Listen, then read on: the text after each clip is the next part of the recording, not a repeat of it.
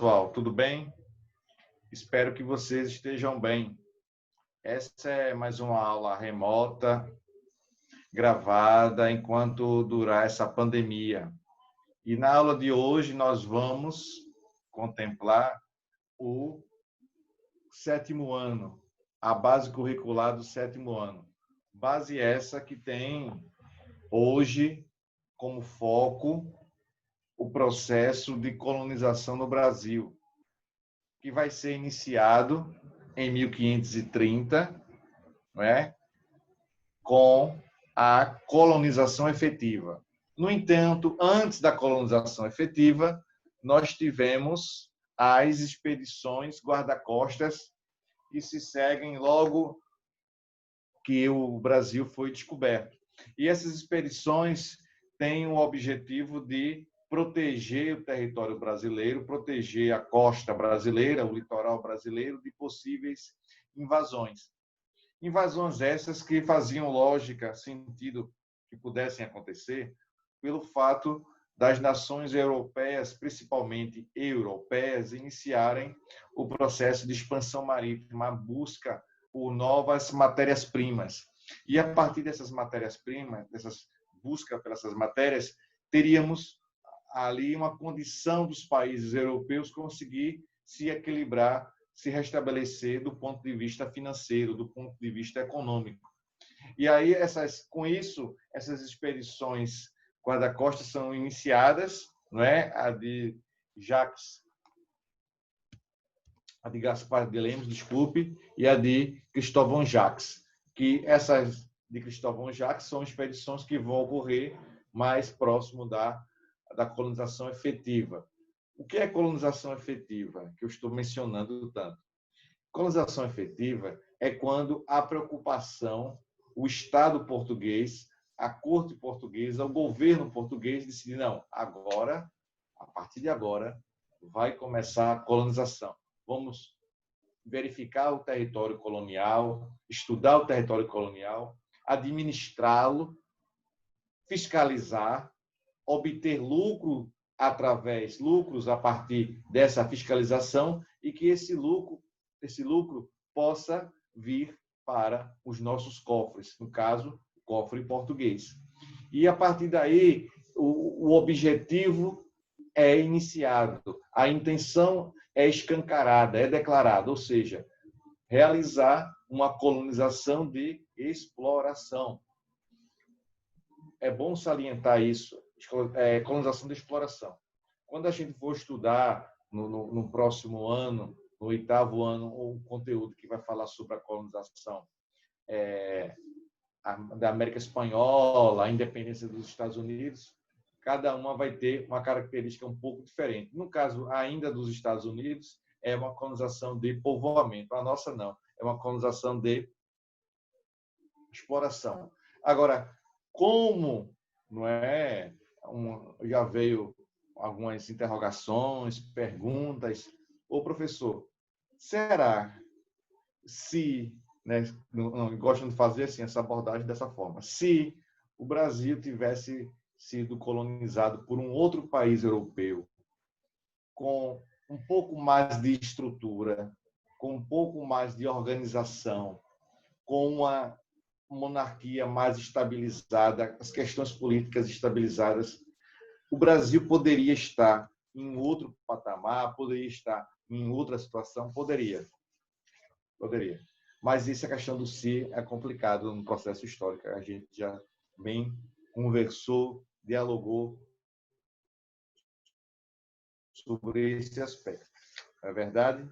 Pois bem, e aí temos as expedições, o Tratado de Tordesilhas, que vai dividir o Brasil com duas nações, com Portugal e com Espanha, e após a expedição guarda-costa, não é? As expedições guarda-costa, porque serão mais de uma, vai começar a colonização efetiva portuguesa aqui no Brasil. Claro que quando você passa a analisar, a refletir, imagina o seguinte: a colonização começa pelas cidades litorâneas e passa muito tempo as cidades litorâneas sendo os polos urbanos que vão fazer com que portugueses possam vir para cá e até mesmo os nativos, os povos que já estavam aqui no Brasil começam a migrar para a faixa litorânea, buscando ali as cidades que são mais desenvolvidas. Se tinha muito receio, por que isso acontecia? Porque se tinha muito receio de adentrar ao interior com medo das situações que poderiam ser encontradas, não é? Situações como os índios hostis, também chamados de índios canibais. Nesse momento, no nosso conteúdo, nós vamos fazer muito, não é, o estudo interdisciplinar com a ciência geográfica nos auxiliando, para que a gente possa entender todo esse processo de ocupação, de desenvolvimento. E eu convido vocês para abrir o livro na página 176. 176, que menciona assim: as expedições exploradoras do litoral brasileiro. Expedição exploradora de Gaspar de Lemos. Portugal enviou a primeira expedição em 1501, comandada por Gaspar de Lemos, com o objetivo de saber se o litoral brasileiro havia metais preciosos e especiarias, se havia no nosso litoral alguma possibilidade de encontrar material que fosse trazer benefícios para a corte portuguesa. O interessante é que Pedro Álvares Cabral ainda não havia retornado da viagem que o fez chegar ao Brasil. A expedição percorreu o litoral brasileiro, chegando até o atual estado do Rio Grande do Norte, que foi batizado como Cabo de São Roque. No entanto, não localizou nem especiarias, nem metais preciosos do litoral. Essa expedição de reconhecimento foi considerada frustrante. Imagino que isso realmente deixou os portugueses demasiadamente frustrados. Por quê? Porque é uma viagem longa, custosa, um custo muito grande de sair do porto de Lisboa, ou mesmo da cidade do Porto, vir para o Brasil e chegar aqui e não encontrar nada. Uma viagem, em média, naquele período, chegava a durar 10 meses, 11 meses de viagem, não é? Dependendo das condições climáticas ainda, da maré, mas, em média, acontecia isso. Voltando para o livro aí, foi considerada frustrante pelos portugueses, pois não se encontrou o que se desejava. E aqui o livro traz para a gente uma questão por onde eles passaram, não é? Por onde a expedição de Gaspar de Lemos atuou. E, além disso, temos a expedição, sinalizando da seguinte forma: as cores, em cores, a cor amarela está sinalizando o percurso feito por Vicente Pinzon. As setas em verde está explicando o percurso feito por Pedro Álvares Cabral. A seta em vermelho, Gaspar de Lemos. E a seta em azul, Gonçalo Coelho e Américo Vespúcio. O que é que a gente compreende disso aqui? Qual a interpretação que a gente tem que fazer? A gente percebe aqui que a expedição de Gaspar de Lemos é uma expedição realmente bem detalhista, não é? Bem aprofundada. Por que isso, professor? Porque você observe bem, ele percorreu aí o Cabo de São Roque no Rio Grande do Norte, Cabo de Santo Agostinho em Pernambuco, Salvador, Bahia, foi para Porto Seguro, foi para o Rio de Janeiro, foi para Cabo Frio, não, foi para a cidade de Guanabara, o estado da Guanabara, Angra dos Reis, São Vicente, não é? Então, e depois retornou para a Europa, retornou para Portugal. Então, com isso, percebemos que o Gaspar de Lemos foi o navegador que percorreu uma boa parte, não posso dizer que aqui, de forma nenhuma, ele percorreu todo o litoral, não, mas percorreu uma boa parte do litoral brasileiro. Foi exatamente é aquela situação, né? Missão dada é missão cumprida. Foi dada uma missão a ele, para ele cumprir, de percorrer grande parte do litoral brasileiro, ou expedição que ele pudesse ser mais exitoso, ter mais sucesso nas suas expedições. Mas a expedição percorreu a grande parte do litoral, um longo percurso realizou, no entanto, não obteve o êxito tão desejado, que era encontrar metais preciosos e especiarias. Né? Aqui também, olhando, observando esse mapa, você vê que o percurso mais discreto, mais rápido, foi realizado por Gonçalo Coelho quando ele chega à Bahia, depois chega no Rio de Janeiro e retorna para a Europa. Não retorna para a Europa. Acredito que ele vai para a África, para as Índias. Pois bem, ainda na página 176, eu estava fazendo toda essa análise do mapa na página 176, diz assim: uma nova expedição exploradora de Gonçalo Coelho. Uma nova expedição, veja, 2 anos depois, observa-se que Gaspar de Lemos fez uma expedição bem detalhada, percorrendo um bom pedaço, grande parte, vamos dizer assim, do litoral. E agora, 2 anos depois, a corte portuguesa manda Gonçalo Coelho fazer essa outra expedição. Uma nova expedição foi enviada ao Brasil no ano de 1503, comandada por Gonçalo Coelho. Dela fazia parte o experiente navegador florentino Américo Vespúcio, que tinha a missão especial de localizar especiarias e metais preciosos no interior do Brasil, além de encontrar minas. O objetivo era fundar as primeiras feitorias. Não é? Feitorias é o primeiro centro de observação, de análise, de controle, para se fosse exercer controle também de armazenar os objetos, que seriam responsáveis por armazenar as histórias do pau-brasil. A primeira feitoria a ser fundada foi a do Rio de Janeiro. Indo para a página 177, nós encontramos aqui a feitoria de Pernambuco, no mapa, a feitoria de Santo Aleixo, a feitoria de Todos os Santos, a feitoria de Cabo Frio, a feitoria do Rio de Janeiro. E esse tracejado aqui cortando grande parte do território brasileiro, que é o meridiano de Tordesilhas. Aí diz assim, 177. Américo Vespúcio, que tinha a função de registrar os costumes e a cultura dos povos indígenas, bem como relatar a geografia e o ecossistema brasileiro, tratou de afirmar que seria bastante caro para a coroa portuguesa investir economicamente no Brasil. Olha aí. Américo Vespúcio já fez essa recomendação, já tratou disso, que a coroa portuguesa teria que gastar muito dinheiro para investir economicamente no Brasil. Para Américo Vespúcio, os fatores fundamentais eram a ausência de especiarias e metais preciosos. Ponto.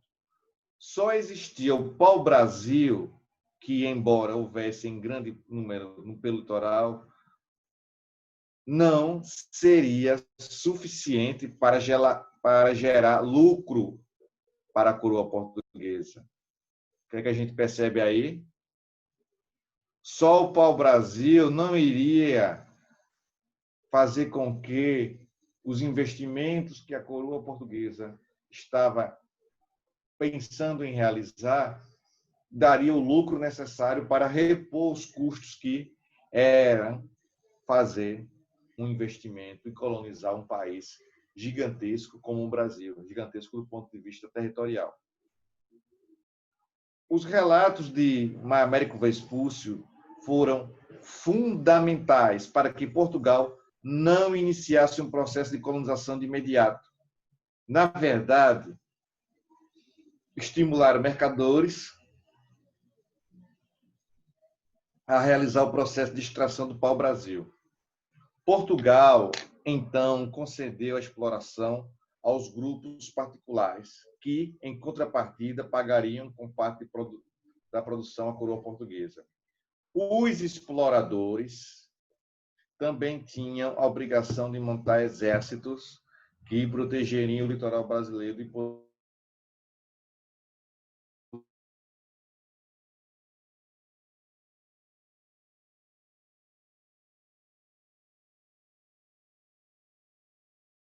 possíveis invasões estrangeiras. Olha aí, preocupação com os povos invasores, já que outras nações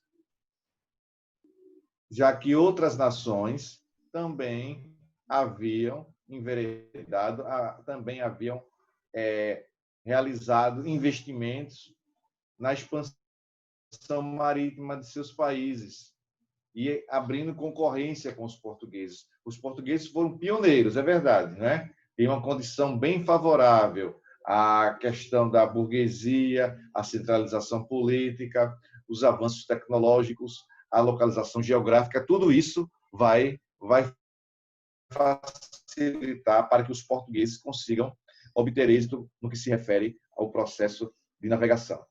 Pois bem, com isso chegamos na página 178, não é? Na página 178, que vai mencionar aspectos das expedições guarda-costas de Cristóvão Jacques.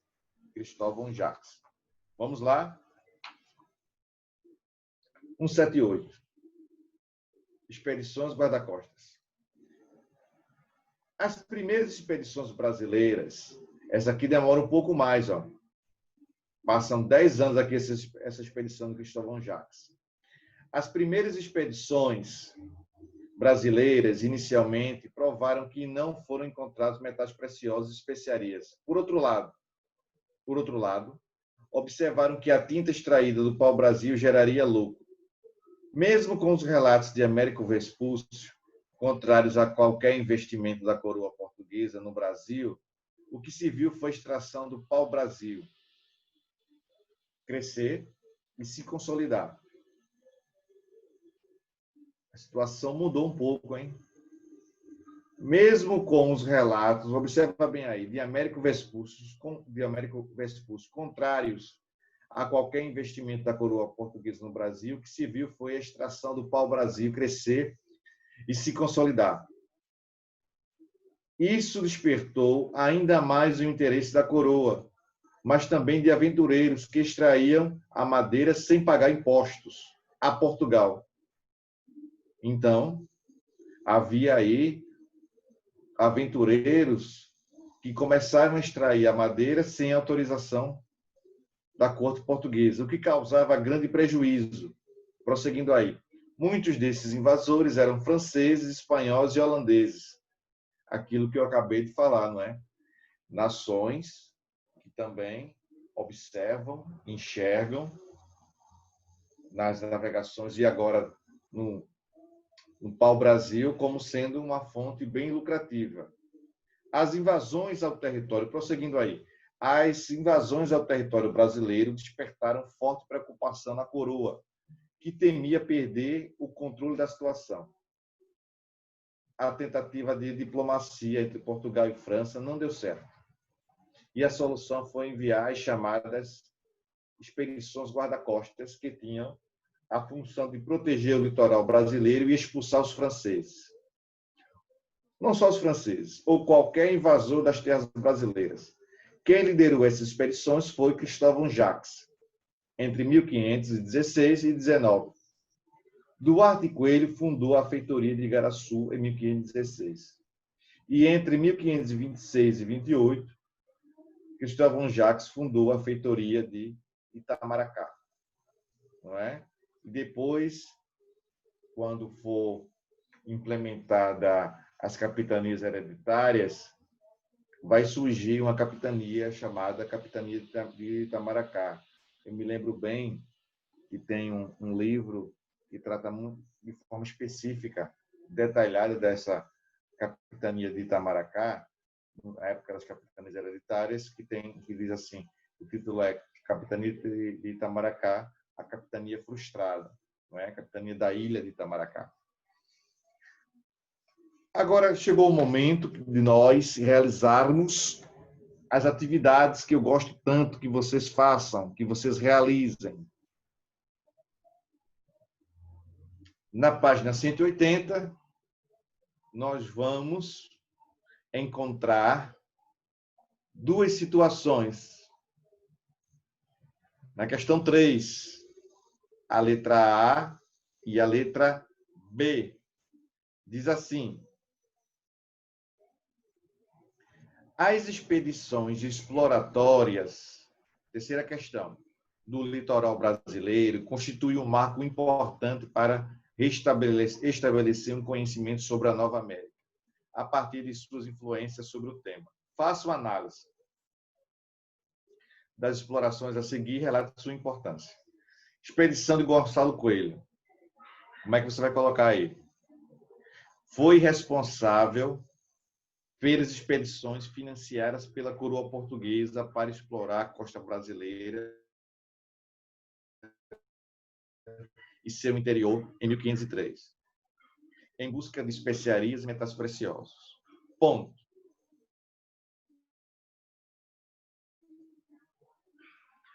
Ajudava a armazenar histórias de madeira de pau-brasil. Ponto. Américo Vespúcio fez parte dessa expedição, tendo relatado em seus escritos tudo que via, vírgula, desde a natureza até o cotidiano indígena. Letra B.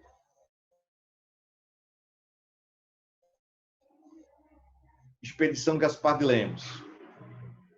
Foi a primeira expedição da costa brasileira, realizada em 1500 e, eventualmente, especiarias. A expedição foi da região de São Paulo até Rio Grande do Norte. Ponto. Acabou sendo considerada uma expedição mal-sucedida, uma vez que não foi achado nenhum bem valioso, como ouro e prata. Na 181, tem a letra C, que diz: expedição de Martim Afonso de Souza.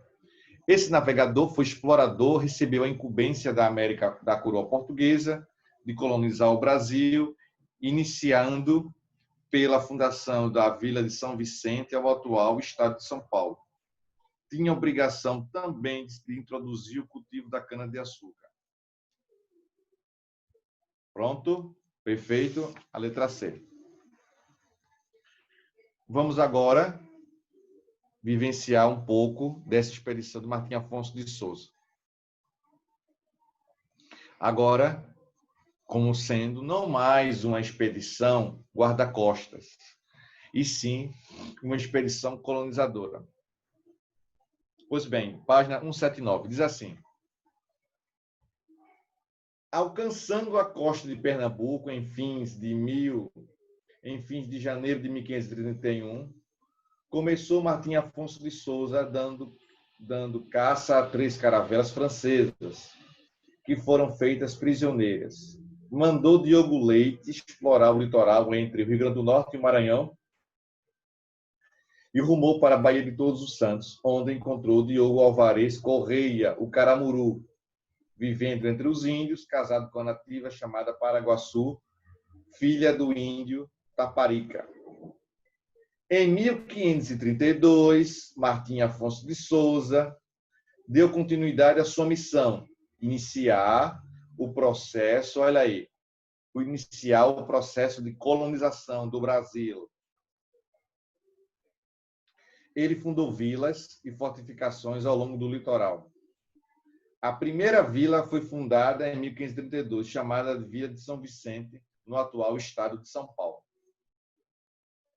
Mais do que proteger as terras brasileiras contra as constantes invasões, Martim Afonso de Souza tinha que introduzir a cana-de-açúcar. A extração do pau-brasil foi substituída aos poucos pelo cultivo da cana, o primeiro núcleo colonial. O primeiro núcleo colonial, de São Vicente, também teve seu primeiro engenho da produção de açúcar. No mês de setembro de 1532, Martim Afonso recebeu uma carta do rei Dom João III, informando que havia dividido o Brasil em capitanias hereditárias, um sistema Veja, esse sistema de capitanias hereditárias já havia dado certo nas outras colônias portuguesas, nas colônias portuguesas da África. Deu para entender? Então, não foi uma coisa inédita a construção, a implantação das capitanias hereditárias. Foi uma ideia que já tinha sido colocada em prática no continente africano. Agora, vale salientar que muitos donatários, quem são os donatários? São aqueles responsáveis pela colonização, pela administração aqui da colônia, não é? Essas capitanias. Muitos deles nem vieram para o Brasil. Não vieram por uma razão quase que normal. Medo da viagem, medo do desconhecido. Ao mesmo tempo que as navegações desenvolveram bastante, ainda havia uma lenda, um receio, um mito em cima dos mares, né, que poderia vir um monstro gigantesco e subjugar, engolir aquelas embarcações. Então, alguns donatários não vieram para o Brasil, administraram de lá, de Portugal. E, efetivamente, isso não poderia dar certo, não é, minha gente? Não poderia dar certo. Como é que você vai administrar uma região, um território, estando a milhares e milhares de quilômetros de distância? Isso não poderia dar certo, não tinha condições para isso. Então, voltando para cá, 179, em capitanias hereditárias, um sistema já experimentado que teve sucesso nas ilhas Atlânticas, Madeira, Açores e Cabo Verde, cabendo a Martim Afonso de Souza, capitania de São Vicente, correspondente aos territórios atuais do estado de São Paulo e Rio de Janeiro. E a seu irmão, Pero Lopes de Souza, as capitanias de Santana, Santo Amaro e Itamaracá. As duas primeiras correspondentes aos territórios atuais do estado de Santa Catarina e Paraná e a última ao norte de Pernambuco. E uma outra situação, não é? Um donatário para administrar duas ou, às vezes, 3 capitanias. Era muito trabalho, não tinha condições, realmente não tinha condições de obter êxito com relação às capitanias. A gente vai ver que as capitanias, somente 2 vão prosperar. A capitania de São Vicente e a capitania de Pernambuco. Pois bem, na página 181, nós temos o prosseguimento desse conteúdo, falando exatamente agora da exploração do pau-brasil. Vamos começar, então. A exploração do pau-brasil, como vimos, em vez do ouro e da prata, Portugal encontrou pau-brasil, que acabou sendo bastante valioso e gerando riquezas. A situação era bem confortável para os portugueses. Tinham grandes embarcações, técnicas de navegação bastante desenvolvidas e a matéria-prima era extraída no litoral. Havia muitas facilidades também por conta das relações estabelecidas com os nativos, que se davam através de escambo, através de troca, não é? Para que a colonização não tivesse derramamento de sangue, nenhum tipo de conflito com os nativos, com os índios, o homem branco começou a estabelecer trocas com os índios. E essas trocas eram chamadas de escambo. E deu certo, não é? Comércio baseado em trocas de produtos, já que os próprios indígenas extraíam pau-brasil e carregavam as embarcações em troca de tecidos, roupas, pentes, espelhos e etc. Na página 182, vamos ver o processo de colonização sendo iniciado. E temos, não é, uma situação em que na 183 tem a divisão dos lotes de terras das capitanias. E aí você está observando, mais uma vez, não é? Eu venho destacar a questão do mapa, a gente percebe aí como determinadas capitanias tiveram territórios bem maiores do que outras capitanias. Então, é isso que aconteceu. 182. Inicialmente, a coroa portuguesa buscou determinar uma forma de relação comercial que estimulasse os navegadores e mercadores a extrair o pau-brasil. Essa árvore era encontrada desde o litoral do Rio Grande do Norte até o Rio de Janeiro, e era difícil exercer controle em toda essa extensão.